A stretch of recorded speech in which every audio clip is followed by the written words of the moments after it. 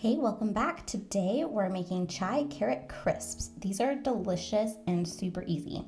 All we need is some carrots and this little coconut oil spice mix. The girls really love these and they're really simple to make. I'm just using my wide potato peeler, but you could also use a mandolin set really paper thin to make these little peeled carrot ribbons. Once you have all your carrots shredded into little ribbons, you're just gonna evenly coat it with your coconut oil and spice mixture, which the recipe for that will be in the description. And it's really flexible. You could totally switch it up to suit your tastes.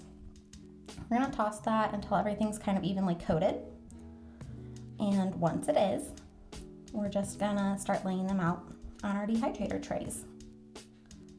See, a supremely simple recipe.